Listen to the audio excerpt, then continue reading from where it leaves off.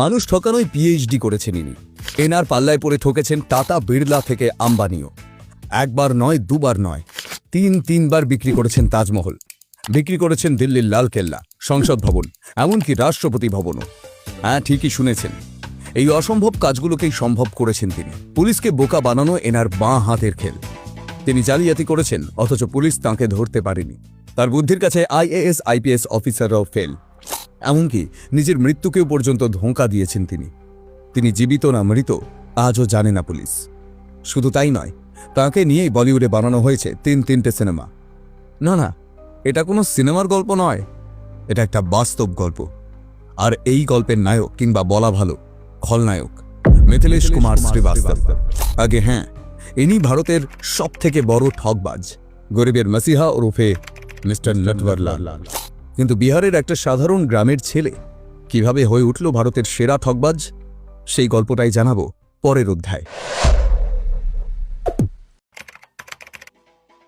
সালটা 1960। হানিমুনে ভারতে বেড়াতে এলেন এক মার্কিন নবদম্পতি। চোখের সামনে তাজমহল, মুগ্ধ দৃষ্টিতে দু চোখ ভরে দেখছেন তাজমহল। হঠাৎ পেছন থেকে ভেসে এলো একটা কণ্ঠস্বর, আপনি চাইলেই এই পুরো তাজমহলের মালিক হতে পারেন। তরুণী অবাক হয়ে প্রশ্ন করলেন, কিভাবে? উত্তর এলো, আপনার স্বামী চাইলেই কিনে নিতে পারেন এই তাজমহল। আমি ভারত সরকারের কর্মচারী, ভারত সরকার আমাকে তাজমহল বিক্রির দায়িত্ব দিয়েছে। শুনতে কিছুটা খটকা লাগলো বটে, কিন্তু তাজমহলকে নিজের করে পাওয়ার স্বপ্ন কার না থাকে বলুন তো। তবুও খটকা দূর করতে মার্কিন দম্পতি প্রশ্ন করলেন, আপনাদের সরকার তাজমহল বিক্রি করতে চাইছেন কেন? তৎক্ষণাৎ জবাব এলো, এখানে মানুষ না খেতে পেয়ে মারা যাচ্ছে, তাদের মুখে খাবার তুলে দিতে সরকার হিমশিম খাচ্ছে। তার উপর হাজার হাজার টাকা খরচ করে তাজমহল মেনটেন করা আমাদের পক্ষে সম্ভব নয়। ব্যাস, এরপরে আর কোনো প্রশ্ন নয়, আর কোনো সময় নষ্ট নয়। ভারত সরকারের দুর্দশা শুনেই মন গলে গেল এই বিদেশি দম্পতির। চোখের সামনে যখন এত বড় সুযোগ, তারা কিনে নিলেন তাজমহল। মোগল আমলের শ্রেষ্ঠ নিদর্শন, পৃথিবীর সপ্তম আশ্চর্যের এক আশ্চর্য। তাজমহল বিক্রি হয়ে গেল বিদেশির হাতে। তবে টাকা তো দিলেন, কিন্তু তাজমহল পেলেন না।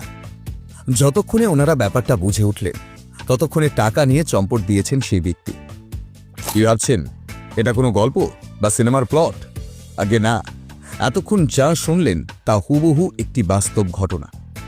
এখন আপনি নিশ্চয়ই ভাবছেন, ধুর, এটা কখনো হয় নাকি? মানুষ এত বোকা হতে পারে? আগে হ্যাঁ, সবই সম্ভব যদি সামনের মানুষটার নাম হয় নটওয়ারলাল। কিন্তু কে নটওয়ারলাল? কিভাবে মানুষ ঠকাতো সে, সেই গল্পটাই বলবো এবার। সালটা 1912। ভারত তখনও স্বাধীন হয়নি। বিহারের সিওয়ান জেলায় এক স্টেশন মাস্টারের ঘরে জন্ম নিল একটি ছেলে। নাম রাখা হলো মিথিলেশ কুমার শ্রীবাস্তব। মিথিলেশ তখন কিশোর।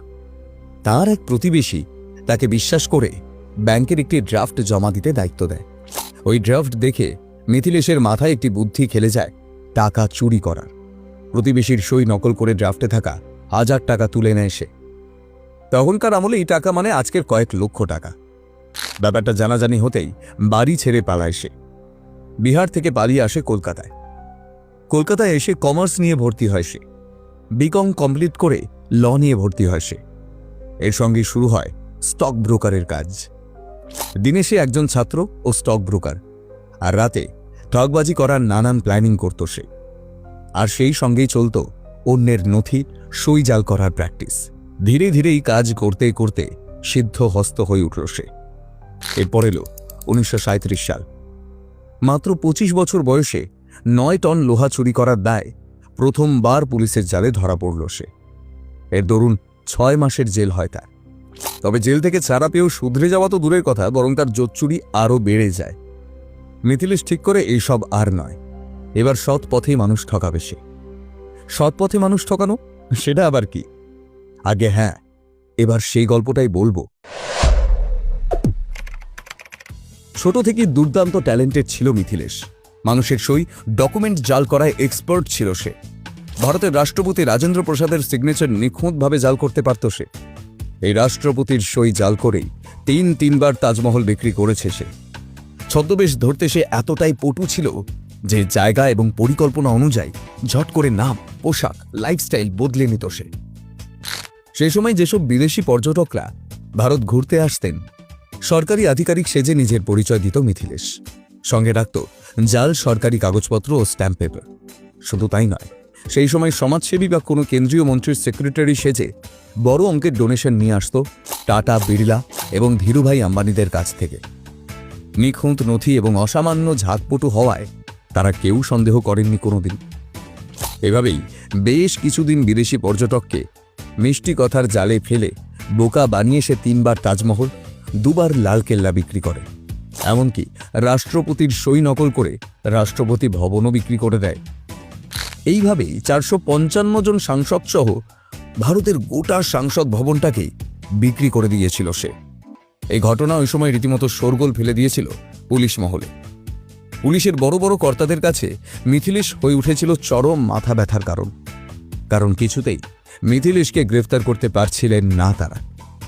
বুদ্ধি খাটিয়ে বারবার পুলিশকে ধোঁকা দিচ্ছিল সে। একটা সময় পর নিজের নামটাও বদলে ফেলে মিথিলেশ। নতুন নাম রাখে নটওয়ারলাল। এবার বলবো মিথিলেশ থেকে নটওয়ারলাল হওয়ার সেই দুর্দান্ত গল্পটা। একবার এক সরকারি আধিকারিকের বেশে চুরি করতে নেমেছিল মিথিলেশ। এইসব চুরি একা করত না সে, তার একজন গুজরাটি শাগরেদও ছিল। তার নাম ছিল নটওয়ারলাল। দুজনে মিলেই যা করার করতেন তারা। একবার জালিয়াতি করতে গিয়ে মিথিলেশ এবং নটওয়ারলাল দুজনেই ধরা পড়ে পুলিশের জালে। মিথিলেশের শাগরেদ কোনো রকমে পুলিশের হাত থেকে পালিয়ে যায়। ভুল করে পুলিশ মনে করে মিথিলেশই নটওয়ারলাল। মিথিলেশ দেখে এটা তার কাছে একটা ভালো সুযোগ পরিচয় গোপন করার। তারপর থেকেই মিথিলেশ হয়ে যায় নটওয়ারলাল। এরপর থেকে সে যে যে কাণ্ড ঘটাত নাম হতো নটওয়ারলালের। এভাবেই নটওয়ারলাল নামটি ধীরে ধীরে মিথিলেশের অপরাধ জগতের পরিচিত নাম হয়ে ওঠে। কিন্তু এত অপরাধ করেও কিভাবে ছাড়া পেয়ে যেতেন তিনি, সেই গল্পেই এবার আসা যাক। শুধু বিহার আর বাংলা নয়, সারা দেশ জুড়েই প্রতারণার কারবার চলত ওনার। ছদ্মবেশ নিতে তিনি ছিলেন ওস্তাদ। প্রায় 50 রকমের ছদ্মবেশ নিতে পারতেন তিনি। সারা জীবনে মোট 52 বার বদলেছিলেন নিজের নাম। মিথিলেশ আগরওয়াল, সুরেন্দ্র কুমার, সীতায়াম আদি, শঙ্করলাল, BN ময়ূর, এগুলো হলো নটওয়ারলালের কিছু জনপ্রিয় ছদ্মনাম। চুরি করতে গিয়ে অনেক সময় পুলিশের হাতে ধরাও পড়েছেন তিনি, কিন্তু প্রতিবারই পালিয়ে গিয়েছেন নাটকীয়ভাবে। আবার গ্রেফতার করলেও পুলিশ তাকে জেলে বন্দি করে রাখতে পারত না বেশি দিন। অন্তত 100টি প্রতারণার কেস ও জোচ্চুরির মামলায় নটওয়ারলালের পেছনে লেগেছিল 8টি রাজ্যের পুলিশ। বিভিন্ন মামলায় তার সাজার সম্মিলিত মেয়াদ হয় 113 বছর। কিন্তু নটওয়ারলাল পুলিশ আর জেলারকে বুড়ো আঙুল দেখিয়ে 9 বার ধরা পড়েও জেল থেকে পালিয়েছেন। জেল ভাঙা যেন তার কাছে কোনো ব্যাপারই না। সর্বসাকুল্যে 20 বছরের মতো জেল খাটতে হয়েছিল তাকে, কারণ তিনি বুদ্ধির জোরে প্রত্যেকবার জেল থেকে পালিয়ে যেতেন। টাটা, বিড়লা থেকে আম্বানি, মোট কথা ভারতের এমন কোনো স্বনামধন্য শিল্পপতি বাকি ছিলেন না যাকে নটওয়ারলালের পাল্লায় পড়তে হয়নি। তার ছদ্মবেশ, কথা বলার ধরন দেখে মনেই হতো না যে এই ব্যক্তি কোনো সরকারি আধিকারিক কিংবা কোনো কেন্দ্রীয় স্তরের নেতামন্ত্রীর সেক্রেটারি নন। কিন্তু ঠিক কিভাবে মানুষকে ঠকাতেন তিনি, বলবো পরের অধ্যায়।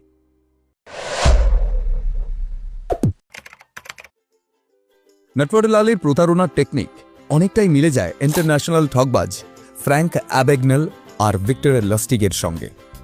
অ্যাবাগনেল জাল চেক তৈরি করতেন আমেরিকায়, আর লাস্টিগ তো একবার গোটা আইফেল টাওয়ারই বিক্রি করে দিয়েছিলেন। তবে এনাদের থেকে মিথিলেশের স্টাইলটা ছিল একেবারে আলাদা। একবার রাজীব গান্ধীর আমলে কেন্দ্রীয় অর্থমন্ত্রী নারায়ণ দত্ত তিওয়ারির সেক্রেটারি সেজে দিল্লির এক নামকরা ঘড়ির দোকানে গিয়েছিলেন নটওয়ারলাল। দোকানের মালিককে তিনি গিয়ে বললেন, প্রধানমন্ত্রী ভারত ঘুরতে আসা বিদেশি অতিথিদের 90টি দামি ঘড়ি উপহার দেবেন। তার জন্য মন্ত্রীমশাই তাকে ঘড়ি কিনতে পাঠিয়েছেন। অশোক স্তম্ভের ছাপমারা সরকারি প্যাডে মন্ত্রীর সই করা চিঠি দেখে দোকানদারও সরল বিশ্বাসে তাকে 90টি ঘড়ি দিয়ে দেন। টাকা মেটাতে দোকানদারকে দেন সরকারি ড্রাফট। দোকানদার এরপর যখন ড্রাফট ভাঙাতে গেলেন তখন বুঝলেন আসল কেসটা কি। তাহলে ওনার সাহস আর কনফিডেন্সটা কোন লেভেলের ছিল বুঝতে পারছেন। একবার ভারতের অর্থমন্ত্রী VP সিংয়ের ছেলের বিয়ের জন্য তৈরি গহনা নিয়ে 82,000 টাকার জাল চেক দেখিয়ে পালান নটওয়ারলাল। সবথেকে যেটা ইন্টারেস্টিং ব্যাপার সেটা হলো, এই লক্ষ লক্ষ টাকার প্রতারণা করতে কোনো দিনও কোনো অস্ত্র হাতে তোলেননি তিনি। ব্যবহার করেছেন কেবল মগজাস্ত্র। আর তার সেই মগজাস্ত্রের আঘাতে ঘায়েল পুলিশের রাতের ঘুম উড়ে গিয়েছিল সেই সময়। কিন্তু এত টাকা নিয়ে কি করত সে? আর এখানেই লুকিয়ে রয়েছে এই গল্পের আসল কাহিনী, আর ওটাই বলবো পরের অধ্যায়। শুধুমাত্র টাকার জন্য কোনো দিন ঠকবাজি করেনি নটবরলাল, কারণ ঠকবাজি তার পেশা নয়, ঠকবাজি ছিল তার নেশা। আর তার এই নেশাই তাকে প্রতারণা করতে বাধ্য করত। তবে এই ঠকবাজির টাকা কিন্তু কখনো নিজের জন্য খরচ করতেন না তিনি। তার নজরে এগুলো প্রতারণা ছিল না, এগুলো ছিল সমাজসেবা। কারণ সমাজের ধনীদের থেকে টাকা লুটে সেটা গরিবদের মধ্যে বিলিয়ে দিতেন তিনি। তিনি মনে করতেন এটাই মহান সেবা। আর এই সমাজ সেবা করতে গিয়ে ভারতের 8টি রাজ্যে 100টির বেশি মামলার মোস্ট ওয়ান্টেড ক্রিমিনাল ছিলেন তিনি। তবুও তার মধ্যে ছিল না কোনো ভয়। তুমি কিভাবে লোক ঠকাও? একবার জজ সাহেবের এই প্রশ্ন শুনে জজের কাছ থেকে 1 টাকা চেয়েছিলেন নটবরলাল। টাকা নিয়ে পকেটে পুরে নিয়ে নটবরলাল উত্তর দিয়েছিলেন, আমি কাউকে কোনোদিন বন্দুক দেখিয়ে বা মারধর করে লুট করি না। আমি লোকেদের কাছে চাই আপনারই মতো লোকেরা আমাকে টাকা দিয়ে দেয়। এই যেমন আপনি দিলেন। আমাকে 1 ঘন্টার জন্য ছেড়ে দিন, আমি মার্কেট থেকে এখনই 1000 টাকা এনে দেব। যে রাস্তায় যে লোকের থেকে আগেরবার নিয়েছি সেখান থেকেই, এবং লোকেরা আমায় স্বেচ্ছায় দিয়ে দেবে। তখন লখনৌ জেলে বন্দী নটবরলাল। তখনকার দিনে জেলে কোনো কয়েদিকে কেউ চিঠি লিখলে সেটা আগে পড়ে দেখত জেলের। এটাই ছিল নিয়ম। নটবরের জন্য চিঠি এলেও কোনো চিঠি লিখত না নটবরলাল। কিন্তু স্ত্রীর 8 নম্বর চিঠি আসার পর জেলার সাহেব নটবরলালকে বলেন, এই চিঠির উত্তর তোমাকে দিতেই হবে। চিঠিতে লেখা ছিল, চাষ করব কিন্তু জমিতে লাঙল দেওয়ার টাকা নেই। উত্তরে নটবরলাল লিখলেন, জমির এক জায়গায় প্রচুর সোনা লুকোনো আছে। 1 ফুট খুঁড়ে কিছু সোনা নিয়ে আপাতত কাজ চালাও। আমি জেল থেকে বেরিয়ে বাকিটা দেখছি। এই চিঠি স্ত্রীর কাছে পৌঁছবার আগেই সোনা উদ্ধারে গ্রামে চলে যায় পুলিশ। লোক লাগিয়ে পুরো জমি খুঁড়ে ফেলেও মিলল না সোনা। কয়েক মাস পর আবার চিঠি এলো। চিঠিতে লেখা, পুলিশ জমি চষে গেছে, চাষ খুব ভালো হয়েছে। রাগে আগুন হয়ে জেলার সাহেব নটবরের সেলে এসে চেঁচামেচি শুরু করেছিলেন। শান্ত গলায় নটবরলাল বলেছিলেন, আমি তো চিঠি লিখতে চাইনি, আপনি জোর করেছিলেন বলে চিঠি লিখেছিলাম। এই জন্যই আমি চিঠি লিখতাম না। জীবনে বহুবার এমন তুখোর বুদ্ধির পরিচয় দিয়েছেন নটবর। তবে শেষ জীবনে তিনি যে খেল দেখিয়েছেন সেটা যে কোনো সিনেমার গল্পকেও হার মানাবে। সালটা 1996। নটবরের বয়স তখন 84 বছর। পুলিশের হাতে ধরা পড়লেন তিনি। তখন তিনি ভীষণ অসুস্থ। তাঁকে পাঠানো হলো কানপুর জেলে। হাঁটা চলার ক্ষমতা হারিয়েছেন। নটবরলালের তখন সর্বক্ষণের সঙ্গী একটা হুইল চেয়ার। তাকে দিল্লির এইমসে ভর্তি করার নির্দেশ দিল আদালত। কানপুর থেকে ট্রেনে করে নটবরলালকে নিয়ে আসা হলো দিল্লিতে। ট্রেন থেকে নামিয়ে বসানো হলো হুইল চেয়ারে। জেল পুলিশ আর রেল পুলিশ পাশাপাশি কথা বলছে। বলতে না বলতেই হুইল চেয়ার ফাঁকা। চিরকালের জন্য উধাও হয়ে গেল নটবরলাল। তারপর আর তার সন্ধান পাওয়া গেল না। পরিবারের তরফ থেকে দাবি করা হলো নটবরলালের মৃত্যু হয়েছে, যদিও পুলিশ বিশ্বাস করেনি। কিন্তু আর কোনো দিনও নটবরকে দেখা যায়নি। 2009 সালে আদালতে জমা পড়ল একটি আবেদন। নটবরের উকিল আদালতে একটি আবেদন করেন, তাতে লেখা, নটবরের নামে যত মামলা আছে তা যেন তুলে নেওয়া হয়। কারণ 2009-এর 25শে জুলাই নাকি মৃত্যু হয়েছে নটবরলালের। অথচ তার ভাই গঙ্গাপ্রসাদ শ্রীবাস্তব দাবি করলেন নটবরের মৃত্যু হয়েছে 1996 সালে 24শে জুন। কোনটা সত্যি আজও জানা যায়নি, আর জানা যাবে না কোনোদিনও। কারণ নিজের মৃত্যুতে নিজের স্টাইলেই রহস্যের পর্দা বিছিয়ে দিয়ে গিয়েছেন নটবরলাল। কিন্তু নটবরলালকে শুধু একজন ঠগ জোচ্চোর ভাবলে ভুল করবেন আপনি। কেন বলছি এই কথা সেটাই বলবো এই শেষ অধ্যায়। 66 বছর ধরে ভারতের 8টি রাজ্যের বুকে 52টি ছদ্মনাম নিয়ে প্রায় 400 জন মানুষকে ঠকিয়ে নটবরলাল উপার্জন করেছিলেন প্রায় 1290 কোটি টাকা। হর্ষদ মেহতা, নীরব মোদী, ললিত মোদী, বিজয় মালিয়ার তুলনায় এই প্রতারণার অঙ্ক অনেক কম হলেও আজ নাকি ভারতের সর্বকালের সেরা প্রতারক হিসেবে মানেন। কেন জানেন? কেবলমাত্র তার বুদ্ধির জন্য। আজও বিহারে তার গ্রামবাসীরা নটবরলালকে ভগবান মানেন। তারা আজও বলেন, গরিবদের লুটে যারা বড়লোক হয়েছিল তাদের লুটে সেই টাকা আবার গরিবদের ফিরিয়ে দিতেন তিনি। নিয়মিত মানুষকে পেট ভরে খাওয়াতেন আর গ্রামবাসীদের হাতে দিতেন টাকা। তবে যে যাই বলুক না কেন, তার গ্রামের লোকেরা কিন্তু তাকে নিয়ে আজও গর্ব করেন। নটবরলালের স্মৃতিস্তম্ভ বানাতে চায় তারা। এমন লার্জার দ্যান লাইফ যে মানুষের জীবন, তাকে নিয়ে সিনেমা হবে না? তাই কখনো হয়? তার জীবন নিয়ে 1979-তে তৈরি হয় অমিতাভ বচ্চন আর রেখা অভিনীত মিস্টার নটবরলাল। এরপর 2005-এ আসে অমিতাভ বচ্চন, অভিষেক বচ্চন আর রানী মুখার্জি অভিনীত বন্টি और বাবলি। আর 2014-তে আসে ইমরান হাশমি অভিনীত রাজা নটবরলাল। কিন্তু সবথেকে অবাক করার বিষয় হল, যে এলাকায় জন্ম হয়েছিল নটবরলালের, সেই একই এলাকায় জন্ম হয়েছিল ভারতের প্রথম রাষ্ট্রপতি ডক্টর রাজেন্দ্র প্রসাদের। যে জিরাদাই স্টেশন থেকে ট্রেনে চড়ে রাজেন্দ্র প্রসাদ গিয়েছিলেন রাষ্ট্রপতি ভবন, সেই একই স্টেশন থেকে একই ট্রেনে উঠেছিলেন মিস্টার নটবরলালও, সেই রাষ্ট্রপতি ভবনটাই বিক্রি করতে। ভিডিওটি আপনার কেমন লাগলো কমেন্টে জানান। দেখা হচ্ছে পরের ভিডিওতে।